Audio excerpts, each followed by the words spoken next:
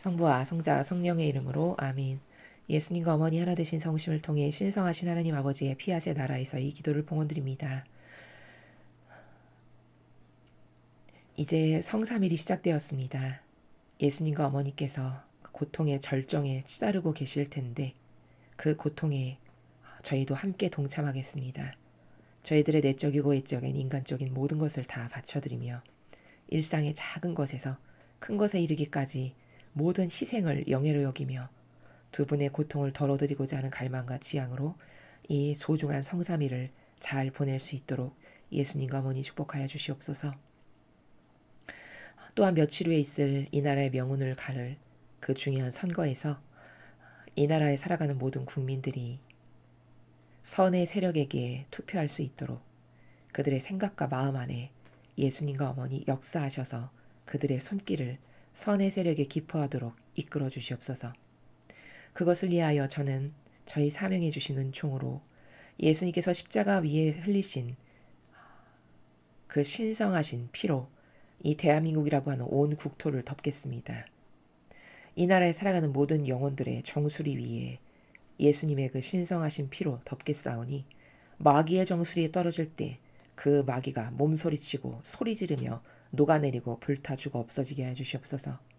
그리하여 다시는 이 나라에서 그 역겨운 공산당 빨갱이의 세력과 적그리스도 세력과 카발 프리메이슨을 포함한 이 모든 글로벌리스트의 마귀 세력이 완전히 대청소되어 이제 이 나라에서 찾아볼래야 찾아볼 수 없게 해주시옵소서.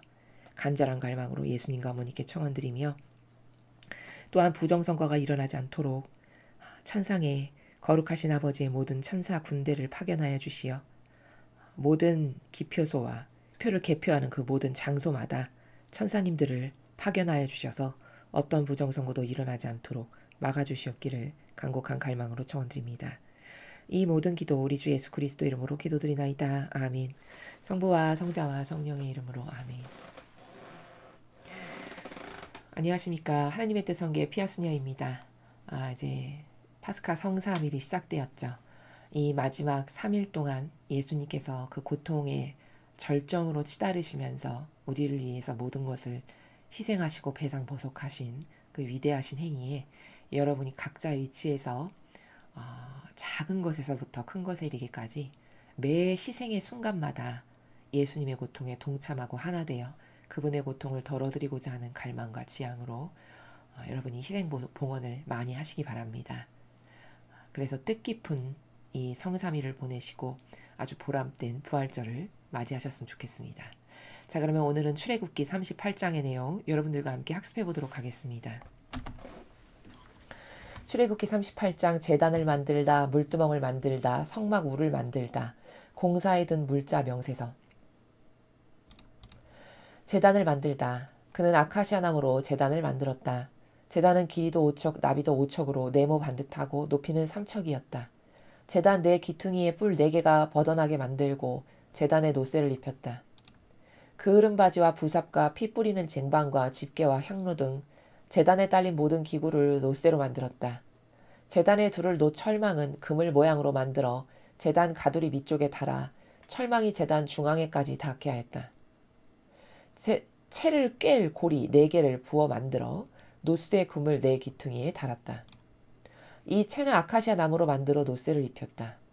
그 채를 제단 양 옆구리에 있는 고리에 꿰어 제단을 들 수 있게 하였다. 제단은 널빤지로 속이 비게 만들었다. 물두멍을 만들다. 그는 노새로 물두멍과 그 받침대를 만들었다. 이 물두멍은 만남의 장막 문간에서 봉사하는 여인들의 녹거울을 녹여서 만들었다. 성막 울을 만들다. 그는 울을 만들었다. 남쪽 오른편에 칠 울 휘장을 가늘게 꼬아 짠 모시로 길이가 100척 되게 만들었다. 그 휘장을 칠 기둥 20개와 밑받침 20개를 노새로 만들고 기둥에 달 갈고리와 고리는 은으로 만들었다. 북쪽에 칠 휘장도 길이가 100척 되게 만들었다. 휘장을 칠 기둥 20개와 밑받침 20개를 노새로 만들고 기둥에 달 갈고리와 고리는 은으로 만들었다.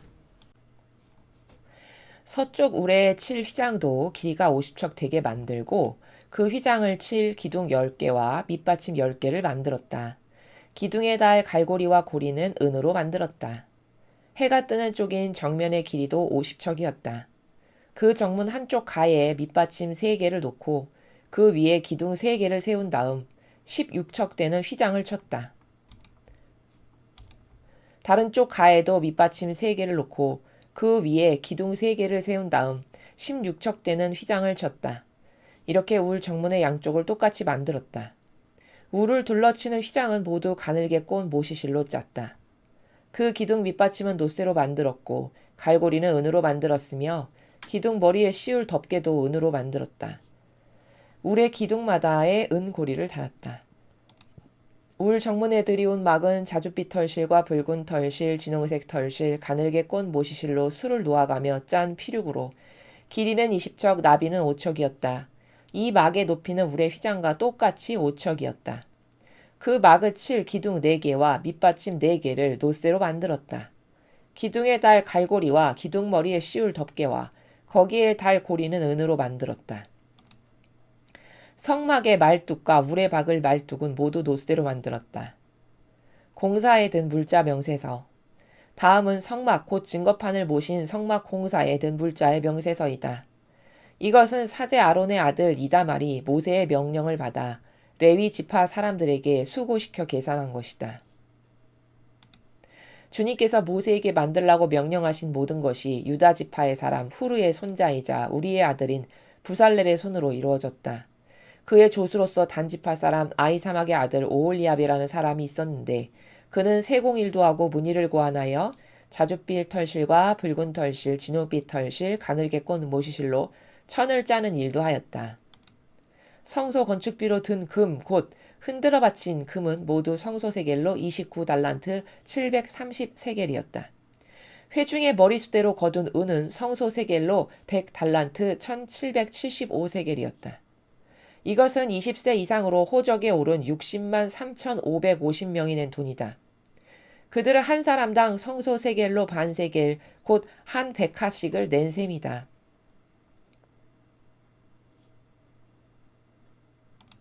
성소 밑받침과 휘장 밑받침을 부어 만드는데 은 100달란트가 들었다. 밑받침 하나에 은 1달란트씩 모두 100달란트로 밑받침 100개를 만들었다. 또 1775세겔을 들여 기둥의 갈고리 머리에 씌울 덮개와 기둥에 달 고리들을 만들었다. 흔들어 바친 노쇠는 70달란트 2400세겔이 되었다. 그는 이 노쇠로 만남의 장마 문갑 밑받침과 놋 제단과 놋 그물과 제단에 딸린 모든 기구를 만들었고 또 울 사면을 돌아가며 놓을 밑받침과 울 정문의 밑받침, 성막의 말뚝, 울에 박을 말뚝을 모두 만들었다. 주님의 말씀입니다. 하나님 감사합니다. 오늘 이 38장도 이제 지난 시간에 이어서 제단도 만들고 물두멍도 만들고 이런 기타 성막을 만드는 데 필요한 다양한 기물들, 부속물들 이제 이런 것들을 만드는 내용이죠. 우리는 지난 시간에 37장에서 무엇을 학습했냐면 모세를 통해서 아버지께서 그 성막을 이제 지으시는데 그것을 무엇은 어떻게 만들고 이렇게 만들고 하는 마치 어떤 것의 도안이라고 해야 될까요? 그런 것을 아주 상세하게 일일이 다 가르쳐 주시는 것을 지난 시간에 학습했죠. 이제 오늘도 그것의 연장선상인데요. 그러면 지난 시간에 그러한 내용을 통해서 우리가 배워야 될 중요한 관점이 뭐냐라는 것은요. 우리가 하나님께 어떤 찬미를 드리고 사랑을 드리고 이럴 때 사람은 이 변질되다 보니까 다 자기 주관대로 하죠. 그렇죠? 우리는 우리 주관대로 하는 게 항상 익숙합니다. 모든 면에서. 그러니까 내가 원하는 대로 내 식대로 내 방법대로 하는 게 익숙하다 못해 어느 정도로 마귀화되어 있냐면 남에게 강요까지 하죠. 이건 이렇게 해야 돼. 이런 식으로. 그게 진리가 아닌데도 불구하고. 이제 이 정도로 많이 병들어 있는 상태인 거거든요. 사고방식과 정신세계가. 자, 그것으로 우격다짐으로 막무가내로 살다 보니까 그런 기질을 그대로 가지고 하느님 앞에도 똑같이 갑니다. 그리고는 하느님께도 내 딴에는 뭘 잘해드렸어, 사랑을 드렸어 하는데 내 방식대로 내가 원하는 식으로 막 드린단 말이죠. 무대뽀로. 근데 이것이 일원적인 사람의 사고방식과 수준에서 봤을 때는 아니, 왜 내 딴에는 열심히 해서 사랑을 주는데 왜 그게 잘못이야? 이렇게 생각할 수 있지만, 하나님 입장에서 봤을 때는 그거는 모욕을 드리는 행위예요. 모욕. 쉽게 이해를 하려면 항상 우리가 부모 자식 간의 관계로 빗대어서 생각하는 게 가장 이해가 빠른데, 예를 들어 부모님이 칠순잔치가 있고 육순잔치가 있는데, 부모님은 뭐 아주 쉬운 일례를 들자면 뭐 오렌지 주스를 좋아하신다. 근데 내가 그 칠순잔치 때 소주를 한 박스 사가는 거예요. 나의 부모님은 오렌지 주스를 좋아하시는데, 그리고는 소주를 한 박스 사가지고서 선물입니다, 자랑스럽게 이렇게 드려요. 그러면 받는 사람의 입장에서는 물론 갖고 왔으니까 버릴 수도 없고 그래도 나를 위해서 갖고 왔구나, 이렇게 생각할 거라고 하는 건 그것마저도 인간적인 거예요. 그러나 하느님께는 그런 인간의 역겨운 뜻으로 뭘 내민다, 그거 자체가 모욕이 됩니다. 이해가 되십니까? 그러니까 사람은 이런 뒤틀린 것들이 아주 많아요. 모든 면에서 다 그렇거든요. 근데 우리가 그것에 그냥 익숙하게 살다 보고 그것을 교정해서 가르쳐주는 사람이 지금까지 없다 보니까 그게 이상하다라고 못 느끼는 것 뿐이죠. 그래서 아주 빗대서 좀 그렇게 딱 맞는 표현은 아니지만, 좀 전에 제가 말씀드린 것처럼 우리 부모님은 오렌지 주스 좋아하고 막 생크림 케이크 좋아하고 막 이러시는데 거기다 대고 막 소주 한 괴짝 한 박스 이렇게 갖다 주면 그 처치곤란이고 그거 받았다고 해서 기쁘게 생각할 사람은 없겠죠. 그렇죠. 그러나 하나님께는 그런 걸 가져다 드리는 것 자체가 인간적이라고 하는 나의 뜻에서 발로된 거기 때문에 모욕이 되는 거예요. 이해가 되십니까? 그러면 아버지는, 왜 인간도 부모가 내가 칠순이고 한갑잔치라는데 야, 난 이런 선물 받고 싶으니까 이런 걸 가져와, 이렇게 말하는 부모님은 없죠. 그쵸? 아무리 내가 뭘 원하고 좋아해도 나는 이런 거 좋아하고 이런 거 좋아하고 이런 거 좋아하니까 이런 걸 선물로 가져와, 이렇게 해서 앉아서 절 받기로 해서 선물 받는 사람은 없죠. 그럼 하느님은요? 하느님도 그렇게 저열한 나라에서 나는 이런 걸 좋아한다, 이렇게 말씀을 하실 수는 없잖아요. 그러나 하도 우리가 하느님에 대해서 모르니까 완전 전무하죠. 인간은 하느님이 어떤 분이신지에 대해서, 뭘 좋아하시는지도. 그러니까 아주 고차원의 나라에서 성막을 지을 때는 몇 척, 몇 척, 몇 척, 그 안에 기물은 요렇게 요렇게 요렇게 은 몇 개를 드리고 금 얼만큼을 드려서, 이렇게 굉장히 좀 자연법으로 표현하면 교양스럽게 고급스럽게 표현을 하시는 거거든요. 그러면 얼른 알아차려야 되는 거거든요. 하느님은 저런 원리, 저런 질서, 저런 규칙을 좋아하시는구나, 이거를 캐치해야 된다는 거죠. 그런 행간의 뉘앙스를 통해서. 이해되시죠? 그러면 우리 아버지는 아주 이렇게 질서로운 거, 이렇게 반듯한 거, 정사각형, 원, 순도 높은 순금, 요런 거를 좋아하시니까 내가 아버지께 드릴 때는 요런 속성으로 요런 원리에 근거하여 드려야겠다, 이것을 알아차리라고 아버지는 이렇게 말씀을 해주시는 거다라는 겁니다. 이해가 좀 되십니까? 그래서 지난 시간에 우리가 37장을 통해서 배운 건 뭐냐면, 하느님께서는 찬미받기 원하시는 방법이 있으시다라는 거를 가르쳐 주시는 거예요. 우리가 하나도 모르니까. 그러면 들었으면, 배웠으면 그 찬미받기 원하시는 방법대로 찬미 드리는 게 사랑을 하는 거고 존중을 하는 거라는 거죠, 최소. 맞죠?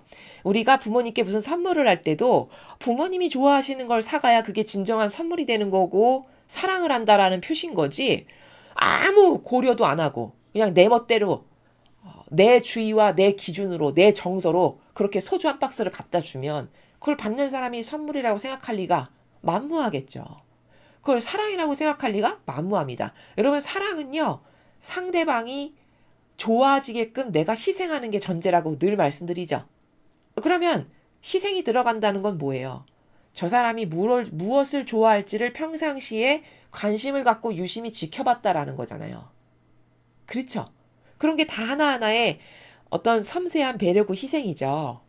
자, 그런 것처럼 하느님 아버지께서 뭘 이렇게 성경을 통해서 말씀하시고 가르쳐 주실 때는 아버지는 저런 정신세계, 저런 질서, 저런 원리의 나라에서 뭘 받으시는 걸 좋아하시는구나 라고 알고 그것을 아주 섬세하게 배려하여 최대한 아버지의 그런 원하시는 것에 맞게끔 드리는 것, 요게 사랑이라는 겁니다. 사랑하니까 그런 배려를 하고 섬세하게 신경을 쓰는 거죠. 그렇죠. 자, 그래서 하느님께서 찬미 받기 원하시는 방법대로 찬미 드려야 되는 게 진정한 사랑의 나라다라는 겁니다. 자, 그러면 객관화를 해보죠. 그러면 이 거짓 교회가 아버지는 나는 이런 걸 좋아한다. 울 성막을 만들 때 이렇게 하고 울의 휘장은 몇 척, 갈고리는 뭐 어떻게 하고 이렇게 다 가르쳐 주셨죠. 그러면 그 원리를 어떻게 해서든지 훼손시키지 않고 최대한 그 원리를 다 적용시켜서 성전을 지으려고 애쓰고 노력하고 사실적으로 그렇게 짓는 것. 이게 사랑이죠. 하느님께 대한 최소한의 존중이죠. 그러면 거짓교회는 그런 존중의 정신이나 마음이 있습니까? 여러분, 있던 것도 철폐시킵니다. 안 그렇습니까? 장개틀 있었는데 다 치워버려. 그렇죠. 그리고 예전에는 성체 조배실도 특히 이렇게 성주간이 되면 밤새도록 끊어지지 않게 고리로 연결해가지고 몇 구역이 1시간 동안 하고 그 다음에 몇 구역이 하고 이렇게 끊어지지 않고 돌아가면서 했다라고 제가 알고 있거든요. 근데 지금 다 닫아버리죠. 문 닫아버려버리고 잠궈버리고. 근데 또 이런 명분을 달아요. 거기 막 노숙자가 와서 거기서 막 잠자고 불내고 그래서 어쩔 수가 없다. 여러분, 인간적인 핑계와 한계는요, 되려고 그러면 한두 끝도 없는 겁니다. 여러분, 하느님을 사랑하는 마음이 있어 보십시오. 거기 보초서구 경비 설 사람 자원에서 받아가지고 아무도 얼씬거리지 못하게끔 돌아가면서 보초 쓰면 될 일 아니겠습니까? 그렇지 않습니까? 그렇죠. 그거 다 희생으로 사랑의 마음으로 하는 거잖아요. 그런 게 다. 근데 아유, 그렇게 불미스러운 일이 있으니까 잠가버려, 닫아버려. 그러면 그건 인간 편의주의죠. 그렇지 않습니까? 닫아 걸고 잠가버려가지고 편하게 관리하겠다 이런 거잖아요. 그러니까 이런 모든 일일이 다 말을 하지 않고 언급을 안 해서 그렇지 여러분. 그런 모든 것은 다 변명이고 핑계에 지나잖아요. 하느님을 사랑하는 마음이 없다라는 것이 그런 데서 다 드러나는 겁니다. 진정으로 사랑하는 사람은요, 희생이 마음에서 막 우러나요. 진정으로 사랑하면요. 그렇지 않습니까? 여러분도 누구를 진짜 좋아하면 그 사람을 위해서 희생하는 게 슬프고 힘들고 괴롭던가요? 벌써 슬프고 힘들고 괴로운 게 사랑하지 않는다는 반증이에요.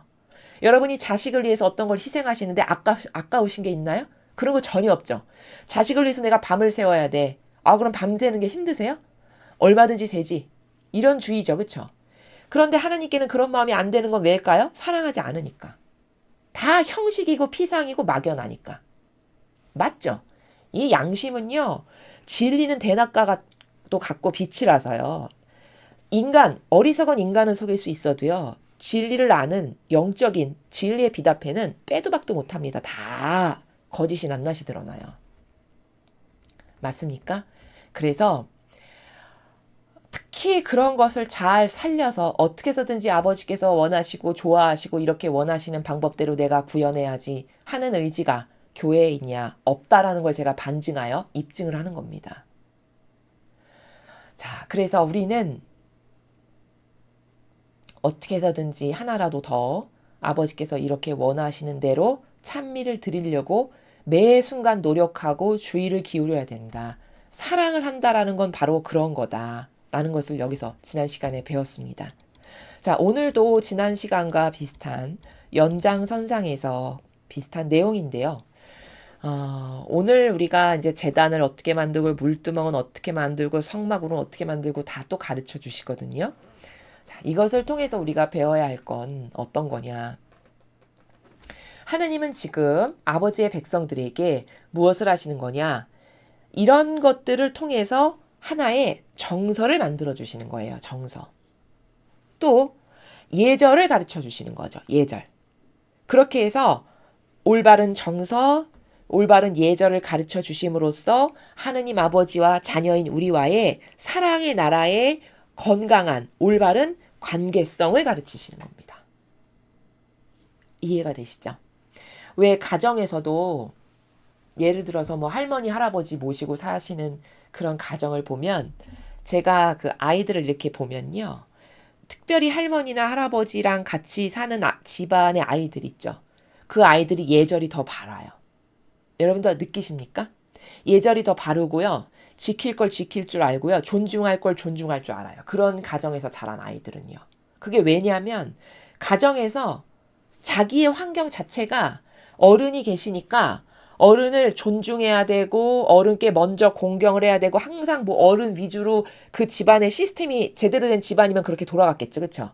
할머니 할아버지 중심으로 할머니 할아버지 위주로 늘 어떤 걸 원하시고 좋아하시는지를 묻고 여쭙고 그것을 준비하고 다른 자손들은 그것을 따라가는 요게 그 집안에 어른을 모시고 사면 그게 올바른 질서거든요. 맞죠?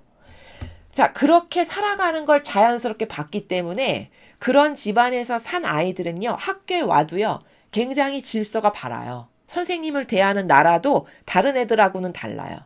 인사도 잘하고 예의범절도 있고 이렇거든요. 자, 그러면 이게 뭘까요?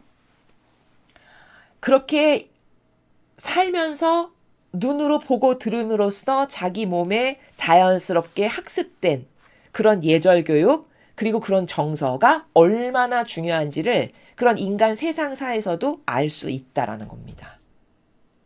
맞죠? 아버지는 지금 뭘 하시는 거냐?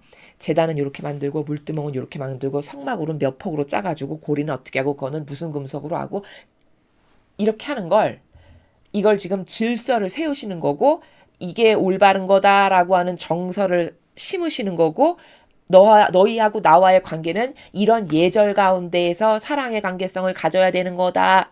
이걸 가르쳐 주시는 겁니다. 마치 어르신이 있는 집안에서 아이가 보고 듣고 자라는 게 그런 예절 안에서 자라듯이 그렇게 되게 하시려고. 이해가 잘 되시죠?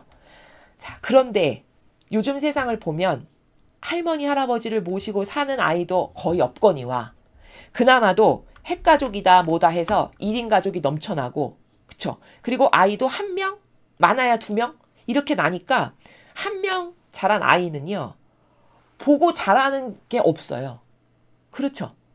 아니 하다못해 형제라도 있어야 거기서 치고받고 하면서 그래도 어떤 애정이 생기고 그러면서 질서 의식도 갖게 되고 이런 거라도 있을 텐데 그나마도 막 1명 자라고 이러면 거기서 형제애라든가 사랑이라든가 배려를 하는 거, 양보하는 거 이런 건 어디서 배우나요? 그렇죠. 그러니까 너무 정서적이고 환경적으로 열악한 거예요. 지금 이 시대가요. 그러니까 하느님을 만나기가 왜 어렵냐? 왜 하느님하고 친밀하고 내밀한 소통 관계를 하는 게 그다지도 어렵냐? 왜 애를 쓰고 막 노력을 해도 잘 안 만나지냐? 그건 왜냐? 이런 하느님의 정서와 인간의 정서가 너무 다르기 때문이에요. 잘 이해되시죠? 예를 들어 그렇게 할머니 할아버지를 모시고 철두철미한 예절 교육을 받고 자란 아이와 혼자 자랐는데 게다가 부모님이 맞벌이해서 아예 집에 어른이 없어. 그럼 그냥 예절 교육을 배울 수도 없고 또 맨날 엄마가 돈을 줘서 맨날 밖에 나가서 사 먹고 집안에는 맨날 늦게 오고 이렇게 막 자랐어. 하고 싶은 대로. 그러면 그런 아이와 이렇게 할머니 할아버지가 있어가지고 철저하게 예절 교육을 받고 정서 자체가 그게 올바른 거다라고 산 아이가 둘이 만났다고 생각해 보십시오. 여기 엄청난 괴리감이 느껴지겠죠. 대화가 통할까요? 잘 안 통해요. 그런 사람하고는요. 정서가 맞냐? 안 맞아요. 같이 못 삽니다. 너무 무질서해서 이 아이가 보기엔 이 무질서가 너무 이상해 보일 거거든요. 근데 또 이 무질서하게 자란 아이는요. 얘가 이해가 안 돼요. 왜냐하면 아우 답답해. 저렇게 하고 어떻게 살아? 자유가 없네? 얘는 그렇게 생각할 거거든요. 그럼 이 두 사람이 만나서 결혼을 한다는데 행복할 수 있냐? 절대 안 행복해요. 이러니까 싸우고 파토가 나는 거예요. 지금 하느님과 우리와의 관계성이 딱 그래요. 아무리 하느님을 만나고 싶고 주여 해서 막 갈망해서 대화가 막 자유자재로 되고 싶고 이렇게 해도 왜 그게 그렇게 그다지도 어려울까? 하느님의 정서는 이러하신데 이렇게 예절이 있어야 되고 이렇게 아주 단정하고 완벽하고 깔끔하고 질서가 바르고 이런 것을 좋아하시는데 나는 저게 너무 답답해. 너무 저렇게 저기 살기에는 막 옥죄는 것 같아. 이렇게 방관과 무질서와 이기심과 자애심과 내 사욕과 욕망이나 채우고 이렇게 막 살았는데 저기 들어가서 살려니까 너무 답답하고 너무 괴리감이 느껴지는 이래서 하느님과 아주 내밀하고 친밀한 소통 관계를 맺기가 어려운 거라는 거예요. 이해가 되십니까? 그러니까 우리의 과제는 뭐냐? 이 남은 시간 우리가 생명이 붙어있는 이 지상에서의 생활하는 동안의 남은 시간 동안 우린 뭘 해야 되냐? 이 아버지의 정서가 내 정서가 되게끔 해야 돼요. 지금까지의 내 정서는요, 여러분, 아무리 옳아 보여도 다 틀렸어요. 사실은. 다 잘못됐어요. 나만 몰라서 그런 거예요. 막 사는 게 익숙하면 막 사는 게 법이 되죠. 근데 하느님 나라에서 봤을 때는 내가 너무 이상한 존재예요. 이렇게 정갈하고 이렇게 깔끔하고 이렇게 정확하고 반듯하고 이렇게 질서로운 나라인데 그런 나라에서 나를 봤다고 생각해 보십시오. 내가 얼마나 이질적일까. 그렇죠. 그러니까 남은 시간은 그래서 제가 여러분에게 매일 강의 때 말씀드리는 게 뭐죠? 자기 뜻 버려라. 자기 의지를 버려야 된다. 내가 뭐가 옳다 주장하는 거 나만 모르지 다 틀린 거다 사실은. 왜냐면 그게 진리를 알고 나서 내가 선택한 게 아니거든요. 진리라고 하는 세계 가운데 정립된 게 아니거든요. 내 정서가. 내가 똑바로 진리를 배우고 깨닫고 모든 것을 알고 다 진리의 세계가 이렇구나를 안 다음에 정서를 갖게 됐거나 기호를 갖게 됐거나 경향을 갖게 된 게 아니고 내 정서와 경향과 기호라는 거는 이 혼탁한 망상과 오해와 부작용으로 가득한 세상에서 뭔지도 모르고 부모로부터 오고 세상으로부터 오고 역겨운 변질된 교회에서 오고 학교에서 오고 이렇게 해서 내가 그냥 왠지 저거는 마음에 드는데 이렇게 해서 가진 것들이죠. 그러니까 이거는 다 잘못되고 틀린 거고 울그러지고 뒤틀리고 삐뚤어지고 이런 것들이거든요. 이해가 되십니까? 그러니까 다 틀린 거니까 다 버려야 된다는 거예요. 그리고 오로지 이 아버지의 질서로 저도 살아갈 수 있게 아버지의 질서가 저의 기호가 되고 이 아버지 질서가 저의 정서가 되고 저의 예절 법칙이 되고 저의 취미 기호 모든 것이 다 되게 해주세요. 이렇게 갈망하고 계속 기도를 하고 정말 본인이 그게 왜 아름답고 퍼펙트한 건지를 깨달아서 원할 때 그럴 때 우리 것이 될 수 있어요. 그것이 우리가 이 신앙생활을 하면서 빨리 극복해야 될 과제라는 겁니다. 그리고 여기서 지금 이 부분이 나왔으니까 제가 지금 문득 생각이 나서 여러분에게 연계되는 그 어떤 내용을 좀 하나 덧붙여 설명을 드리면요. 여러분 이 지상에서 우리가 저런 하느님의 정서나 아버지의 예절이나 아버지의 저런 퍼펙트한 질서나 이것이 내 정서여 내 기호가 되게 하지 못하죠. 그러면 죽고 나면 나도 천당 갈 거야. 이건 본인의 꿈이에요. 미안한 이야기지만 꿈입니다. 왜냐? 아주 쉬워요. 원리는요. 너무 간단한 거예요. 여러분 우리도 이 지상에서요. 우파하고 빨갱이 좌파가 만났다고 생각해 보세요. 여러분 금방 인식이 아주 확확 될 수 있는 예로 제가 지금부터 설명할게요. 우파 좌파가 만났어요. 근데 그 둘이 한 집안에서 가족으로 같이 살 수 있습니까? 못 살아요. 저는 장담하건대. 진짜 찐 우파고 찐 좌파면 절대 못 살아요. 같이. 맞죠? 맞습니다. 그리고 왜 못 살까요? 추구하는 정신과 기호와 정서가 완전히 다를 거거든요. 그럼 서로가 서로에게 아주 지긋지긋한 짐이에요. 맞죠? 이래서 절대 못 살아요. 그렇죠? 자, 이 지상에도 본인의 기호와 정서와 경향과 맞지 않는 거는 같이 못 살죠. 한 집에서. 자, 천상의 나라가 어떻게 구성되어 있냐면요. 지금 아버지께서 이렇게 가르쳐 주시는 이런 모든 질서나 예절이나 정서나 이런 게 여기 다 함축적으로 내포되어 있는 거거든요. 자, 이 아버지의 질서로 다 구현되어 있는 게 천상의 나라예요. 그렇겠죠. 아버지가 주인이시니까.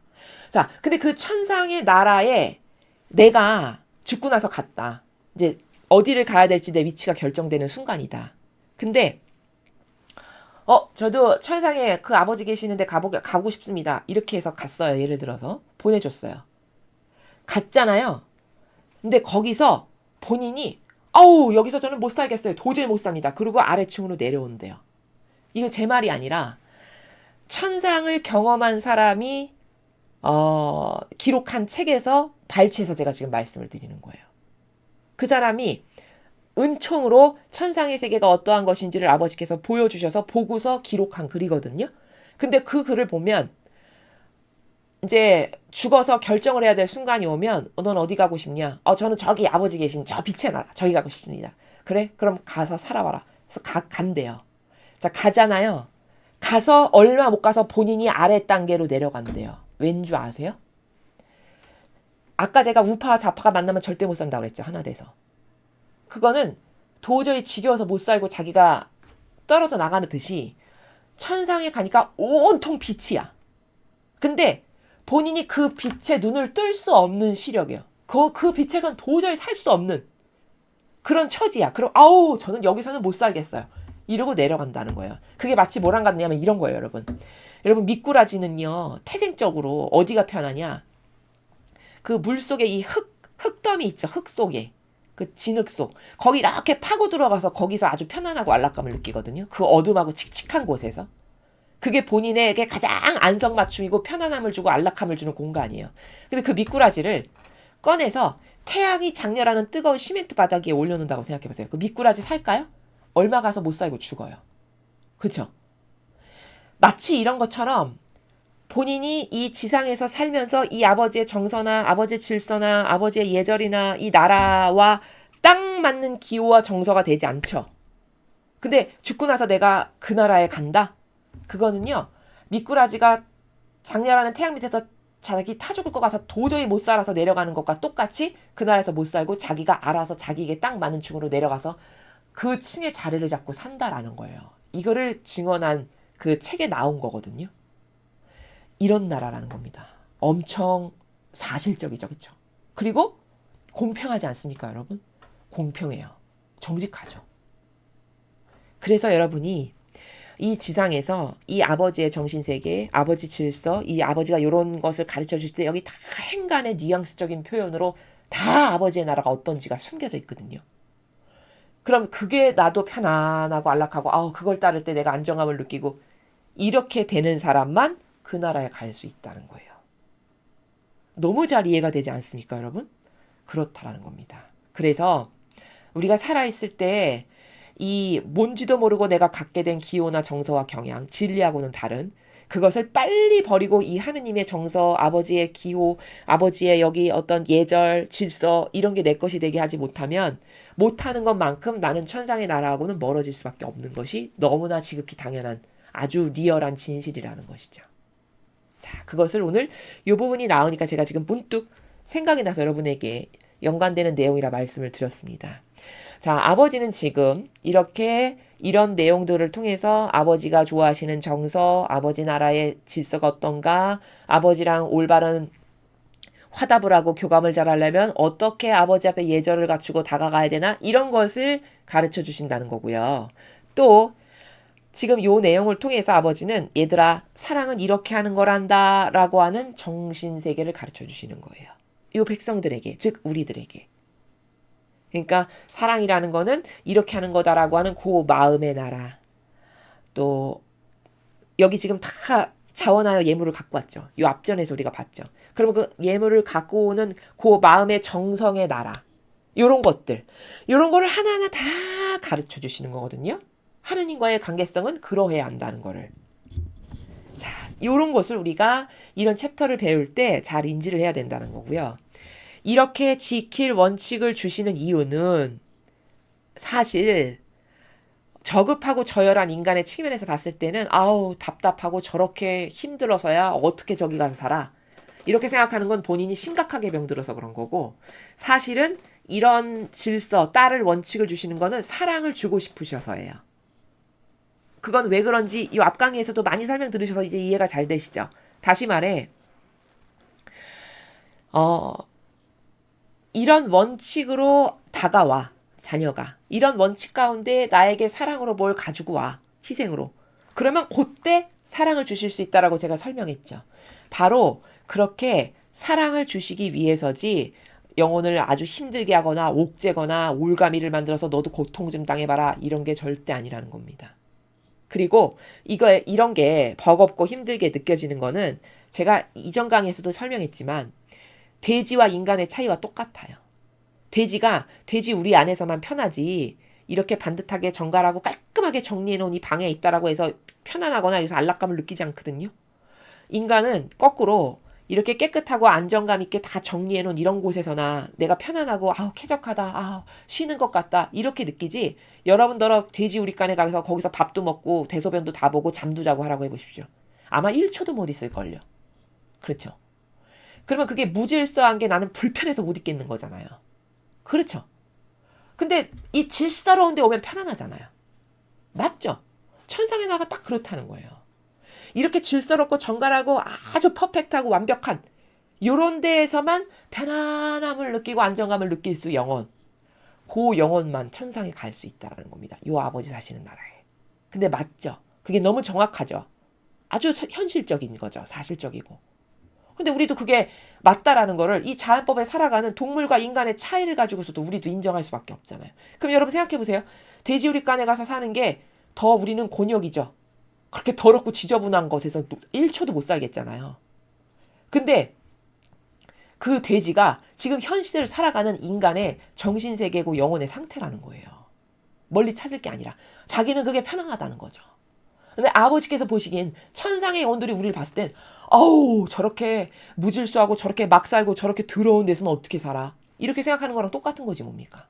사고방식이. 맞죠? 그러니까 이거는 그러면 여러분 생각해 보세요. 여러분의 방을 여러분의 집을 깨끗하게 치우고 그러는데 그냥 너무 힘들고 고통스러운가요? 그렇지 않죠. 그것도 하나의 습관이죠. 청소도 습관이잖아요. 습관이 몸에 배면 그게 힘든가요? 오히려 그걸 안 하면 더 힘들죠. 그렇죠. 그러면 습관이라고 제가 표현한 건 뭐예요? 사고방식의 차이예요. 사고방식이 깨끗한 게 좋아. 그게 나에게 만족감을 주고 나에게 편안함을 휴식을 줘. 그러면 그걸 하는 건 당연한 거. 이런 거죠. 그쵸? 마치 요런 차이처럼 우리는 사고방식 안에 역겨운 이상한 쓰레기와도 같은 진리에 근거하지 않은 것들이 아주 무더기로 많거든요.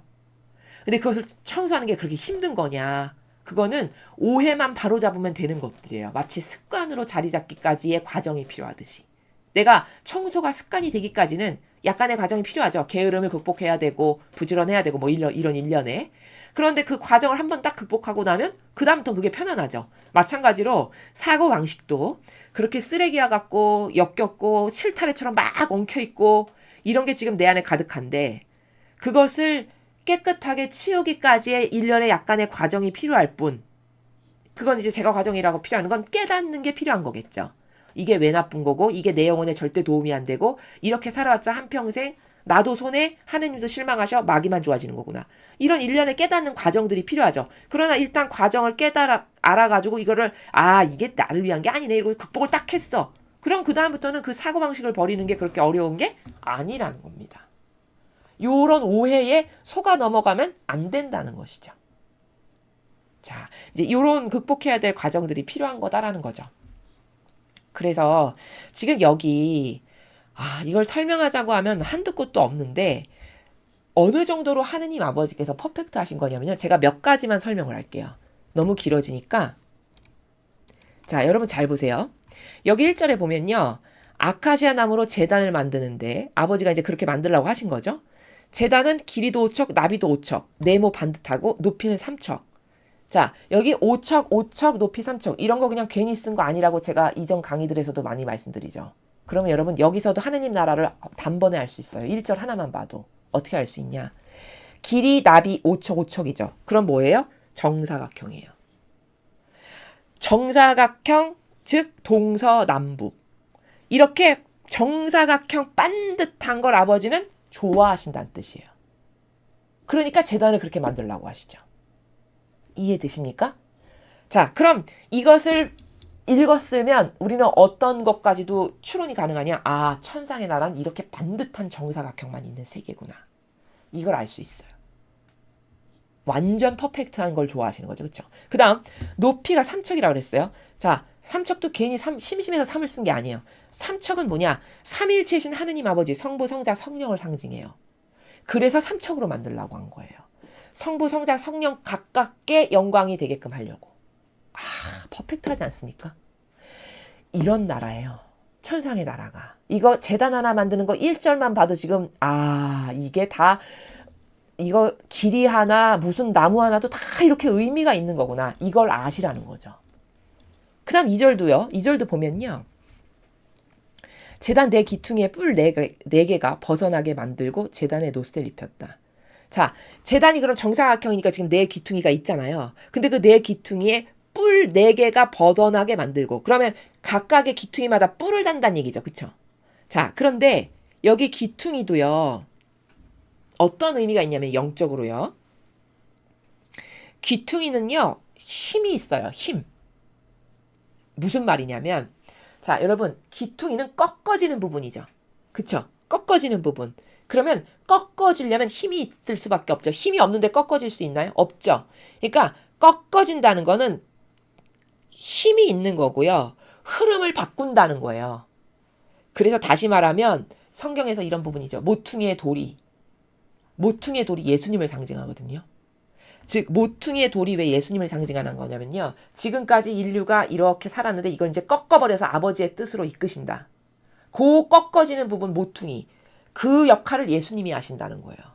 그러면 엄청나게 힘이 있는 거고 능력이 있는 거죠. 그래서 그 모퉁이의 돌이 예수님이에요. 상징하거든요. 성경에서. 그래서 여기도 제단을 그렇게 그냥 아무렇게나 만드는 게 아니라 내 기퉁에 뿔 4개가 있는 건 그런 예수님께서 인간의 뜻으로 여태 살았는데 아버지의 뜻으로 바꾼다라고 하는 그 위대한 힘. 즉 뿔은 또 왕을 상징하거든요. 그러니까 왕이신 예수님께서 이제 인간적인 흐름을 완전 바꿔서 신적인 걸로 바꾼다라고 하는 이거를 상징해요. 내 기퉁이를 그런 상징적 요소로 여기다가 넣어서 만드신다는 거예요. 여러분 얼마나 멋있습니까? 얼마나 퍼펙트해요. 맞죠? 지금 1절 1절이 다 이런 나라예요. 막 3절 4절. 이거를 그렇게 해서 설명하려면 이제 몇 시간이 걸리게 되는 거죠. 그 중에 지금 제가 1절 2절을 설명을 한 거예요. 이런 의미로 가득한 나라라는 겁니다. 천상의 나라가. 이해가 되십니까? 그러면 얼마나 이런 거 하나하나가 다 설정이 이렇게 있는 거죠. 뭐 뿔, 정사각형, 뭐 높이, 삼척 이런 게 다 의미가 있는 거잖아요. 신적 의미가. 그러면 그 나라를 한번 이렇게 추상해 보세요. 완벽한 의미로 가득한 나라죠. 얼마나 멋있습니까? 얼마나 퍼펙트하게 아름답겠어요. 추상이 되세요? 이래서 가고 싶은 거예요. 그 나라를요. 이래서 이 나라에 한번 나도 그 나라에 좀 한번 가봤으면. 이래서 열렬히 갈망하게 되는 거거든요. 그러니 이런 나라에 가야 될래니 우리 안에 여러분 이렇게 지금 막 정사각형에다가 막 내 기퉁에 뿔을 달았는데 뿔은 다 모퉁이 돌로서 예수님을 상징하는데 뿔은 또 왕이거든요. 왕인데다가 여태까지 인간적으로 살았던 걸 내가 꺾어서 신적인 나라로 내가 건설한다고는 이런 위대한 의미가 다 담겨있는 이 나라 내가 가려면 이런 사고방식하고 다른 무질서하게 내 뜻으로 막 사는 사람이다. 거기 가서 배겨나겠습니까? 이 죄악으로 가득한 세상에서도 빨갱이와 우파가 같이 못 사는데 거기 가서 어떻게 배겨나겠어요? 자기가 내려간다니까요. 자기가 여긴 도저히 안 되겠다. 이러고 해서 자기에게 걸맞는 자리를 찾아간답니다. 얼마나 사실적이에요.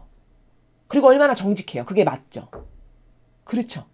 그러니까 이런 나라에 가려면 나의 인간적인 것을 완전히 싹 다 버리지 않으면 갈 수가 없다라는 거예요. 이해가 잘 되시죠? 그 다음에 여기 뭐 3절도 그을은 바지, 부사, 피 뿌리는 쟁반, 집게, 향로 등 제단에 딸린 모든 기구는 노스대로 만들었다. 왜 노스대로 만들었을까? 노스대가 단단하고 질기거든요. 자, 이런 이유가 다 있어요. 이런 한 절 한 절마다 다. 자, 그래서 이걸 노스대로 만들려고 한 거고. 그 다음 또 뭐 한 6절쯤 가면 여기 또 채를 만드는데 그 제단에 채를 만드는데 아카시아 나무, 아까 제단도 아카시아로 만들고 채도 아카시아로 만들라고 했죠. 그럼 이것도 심심해서 아카시아 나무라고 쓴 게 아니에요. 절대. 다 영적으로 본질적으로 이것을 쓰시는 이유가 다 숨어 있어요. 우리가 일일이 다 몰라서지. 근데 보통 아카시아 나무는요. 저 속성이 질겨요. 나무가. 근데 휘기도 잘 휘거든요. 그러니까 가성비가 좋은 거죠. 어떤 걸 만들 때. 딱딱해서 딱 부러지면 뭘 만들 때 나쁘죠. 근데 질기기도 한데 휘기도 해. 그러면 만들기가 좋은 거잖아요. 그래서 아카시아 나무를 쓰라라고 하시는 이런 거거든요. 자, 이런 하나하나의 모든 영적 의미가 다 담겨져 있는 그런 나라가 하느님의 나라라는 겁니다. 여러분 멋있지 않나요? 너무 얼마나 퍼펙트할까? 그 나라는 저런 온전한 의미들로 가득할 텐데 얼마나 아름다울까? 이게 막 추상이 되는 거죠. 자, 이렇게 해서 이제 이런 것들을 만들려고 하는 게 이제 여기 물두멍, 그 다음에 뭐 공사에 든 물자 명세서 뭐 이런 것들이 나오는데요. 여기 후미에 가면은요. 명세서가 나오는데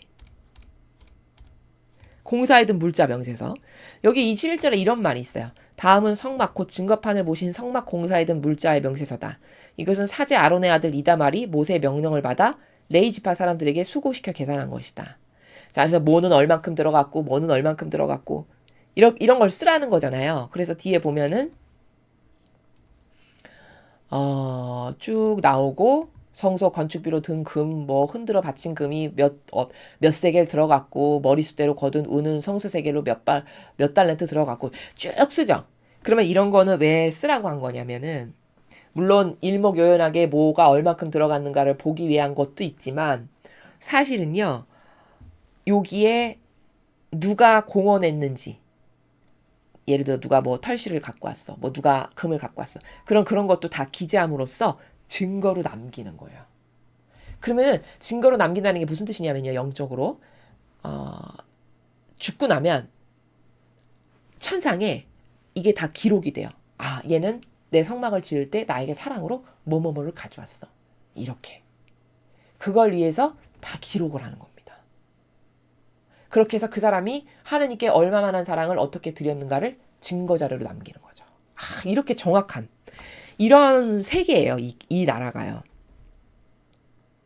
그래서 이제 쭉 끝에까지 이제 그런 내용들인데, 우리가 오늘 이 38장을 통해서, 지난 시간에도 37장도 이제 같은 내용이었는데 연계선상에서 보면, 우리는 아버지께서 지금 이런 걸 우리들에게 왜 가르쳐 주시는가? 아버지가 어떤 것을 좋아하시는지 아버지의 정서를 배우고, 아버지하고의 올바른 관계성에서의 사랑을 잘 구현하는 자녀가 되려면 이런 것들을 통해서 질서, 어떤 질서를 좋아하시는지, 내가 아버지 앞에 어떤 예절로 다가가야 하는지, 이런 것들을 가르치시기 위해서 요렇게 다 아버지께서 뭐는 요렇게 만들고 요렇게 만들고 이렇게 명령을 하시는 내용이다라는 겁니다. 우리 인류는요, 빨리 이 아버지의 질서로 돌아가야 돼요.